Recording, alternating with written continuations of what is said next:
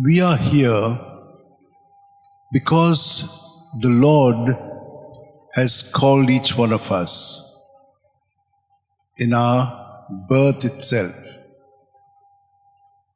At that time, we did not respond to Him, but our parents did it for us. Because we grew up in that environment in which they had given their yes to the Lord, and so they have lived it and they have passed it on to us. And every day the Lord has been calling us to Himself. We are baptized in Him, we are with Him, but every time we are invited to become aware of His presence. So He calls us and we have to follow Him. What happens in our journey is we begin to follow our parents, yes, because they are following Jesus. So they lead us to Jesus by their following Him. And so all of us are doing the same thing. We are following Jesus and we become an inspiration to one another in our following of Jesus. But what happens to us? It can happen like it happened to the disciples there. Peter saying, what about him? He's saying, don't worry about him. If he has to remain till I come, what does that mean to you? What is it to you? You follow me. So very often we will realize that our companions, others, are not following Jesus totally. Have you ever seen that anyone has taken a correction well? No one of us likes a correction. You tell them, this is not the way, this is the way. Who are you to tell me? I know what to do. Immediately we retort. So what happens then? Instead of helping them to grow, they have become worse maybe. Who is the one who will follow an instruction? The one who is present to the Lord. They will follow. So what happens to them? They are aware that the Lord is telling them something which they have not been able to see. When you're driving, there is a black spot. You can't see everything. None of us can see what is at the back of our head. So we don't know everything about ourselves. Neither can we see everything about us. The others mirror it to us by telling us or by showing it in a mirror. So there are some things that we can't see. Even though we can see, yet we are blind. So others help us. But who are the ones who will accept it? The ones who are with Christ, who are surrendered and following Christ, they will be able to accept. The others are stubborn. And so, telling them makes no difference. So what is the way then? You follow Jesus and you pray for them. You bring them on the path, and the Lord in His time will do what He has to do for them. But also remember, evil is controlling us. When we go our way, evil is controlling us, and evil will also reward us by giving us more pain, more hell in our life. And we are not very clear because we say it's the Lord has given us punishment. The Lord does not punish us. It is sin that punishes us. It is sin that takes us to hell. But following Jesus takes us to heaven. But we may have to go through hell to go to heaven. We are not touched by it. Like all those fellows who were in the hot fire that they had made 10 times stronger. They were walking nicely inside. Say, I can see them. They are walking and nothing is happening to them. Yes. So when we go through such fires but are focused on God, nothing will touch us. He has told us already that if you take and drink deadly poison, it will not affect you. But you're not going to challenge it. No. When such things happen to us, God is in charge. He will take care of us. So my dear sisters and brothers, and especially Ramitin and others today who are here, who have consecrated their lives to Jesus. Now these women are not like sisters. They take religious vows, live in a religious community.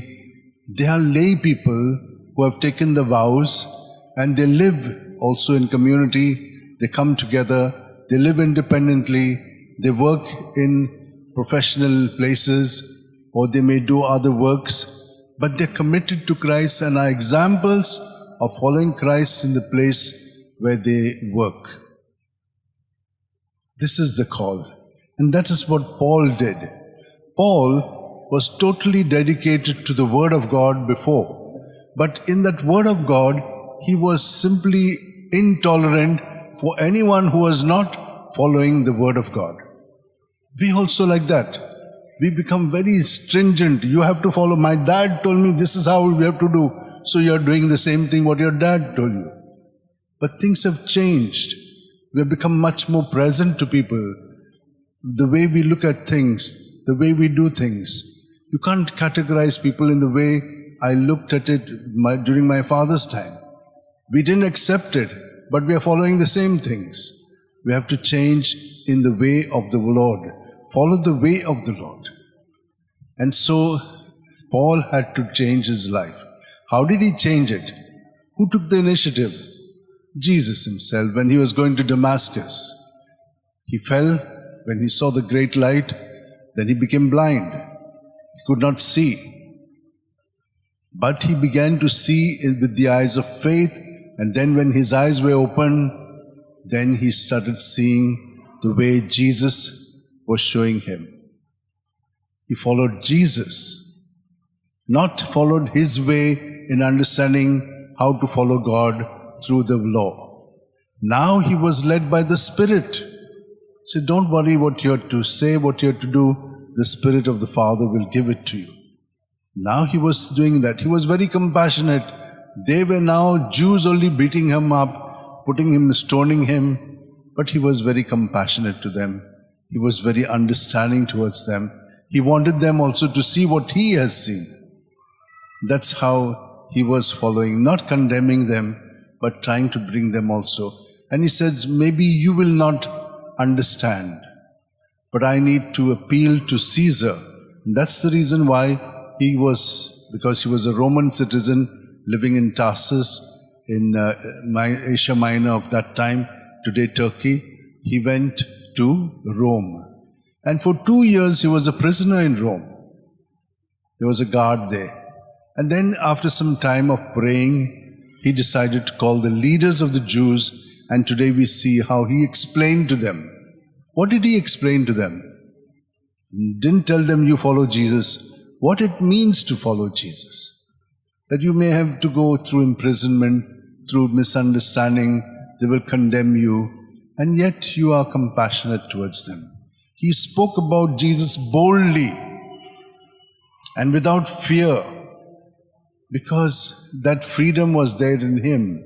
He was following Jesus. And we know how Jesus himself had said, do you love me? Yes, he said, you know that I love you. Then you feed my lambs, feed my sheep, take care of them. Who is taking care? Not Peter or not Paul. It is Jesus who is doing it through them. And that's what these sisters, all of us, are also professing to do. And let us do it the best possible way, giving ourselves 100% to the Lord. Whatever we do, it should be 100%. Your 100% might be different from another 100% because they have grown over time. You're just a beginner maybe. Or you've grown for a long time, but it was not the right path. It was something that... So don't compare yourself as it was said today. You follow him and you will also arrive. Because all of us together are doing this for one another in, through and with Jesus. So let us pray for Sister Ramitin, or Miss Ramitin. That's how they are called. So that she will also, along with their group, commit themselves to following Jesus. And today is the last day of the season of Easter. Tomorrow is Pentecost, and then from Monday we'll begin the ordinary cycle once again, the 8th week in ordinary time. So let us thank the Lord for this wonderful time. We have grown beautifully. Join your hands, close your eyes, keep your back straight.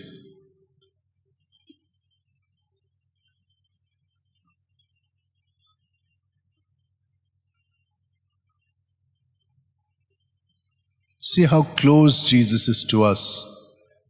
At every breath, we are kept alive. He is the breath of life. He is the life within us, and we are cells in His body. He has revealed to us the Father. He has revealed to us the Spirit, and He has revealed Himself to us.